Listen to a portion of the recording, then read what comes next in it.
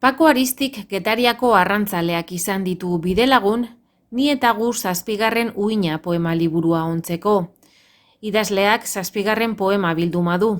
Honetan, leku fisikoak, Getaria, Orio eta Zestoa, heriotza eta 21 argazki agertzen dira. Pixka bat, herri batean, eta nik hor ikusten ditudan personak, ezagutzen ditudan personak, eta horien atzean zer dagoen, ze historio dauden, eta hor, kazetaritzak lagundu izan dit, hori ikertzen da arakatzen elkarrizketa asko egin ditut nire bizitzan, batez ere bizitzaren lehen partean, baina baita ere, irudimenak aukera ematen dizu persona horiek, personaje literario bihurtzeko, ezta. Liburu honetan bi bide daude, ezta. Ni eta gu izenburua jartzen duen bezala batetik daude nire gogoetak eta nire pensamentuak, eta ni bizitzan ikusten joan naizen, izango dugu bidaia intelektual, filosofiko, emozional hori jasotzen duenari badago.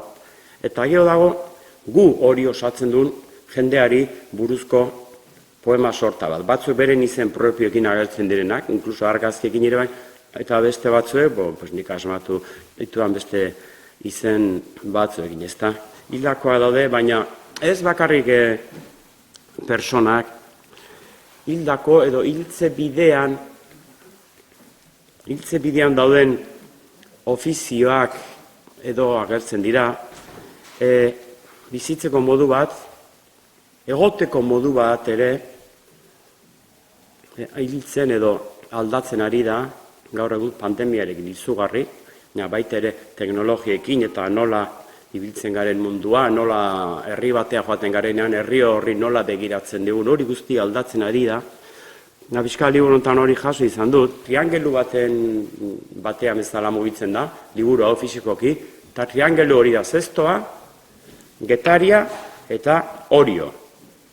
Zestoa da, ni bizitzera joan izen herria, eta nolabait bizi berri bat hasiote dudan sentsazioa piztu didan lekua.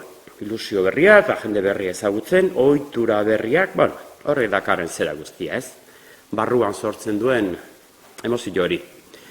Getaria da, aspalditik, baten ez ni herri hartara, niretzat, hasieran meditazio leku bat izaten zen, ikusmira leku bat ere bai, paseatzeko, itsasoari begira egoteko, pixka bat buruak askotan eragiten dizun karga hori baretzeko leku bat, hori zen, hasiera, baina gero poliki-poliki hango gu hartan, hango gizartean, sartzen joan nintzen.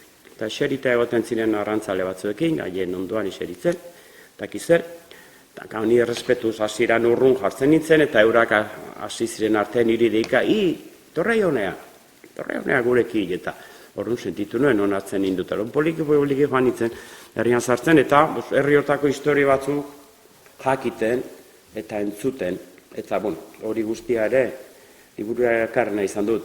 Eta hori jo dago azkenean, hori joi buruzko bi poema daude soilik, oso zeharka agertzen da, baina hori joke, badu niretzat zer esan ondia. Batetik, Benito Lertxundi, nire laguna handi bat ez da harreman politia daukaguna, eta asko miresten dudan kantari eta persona amizidilako, bere bitartez ezagutu izan dut, hori jo, arraularien entrenamentuak eta ikusi izan ditut, eta orduan, kariño berezea diot eta hori jok ere, inspiratzen hauela.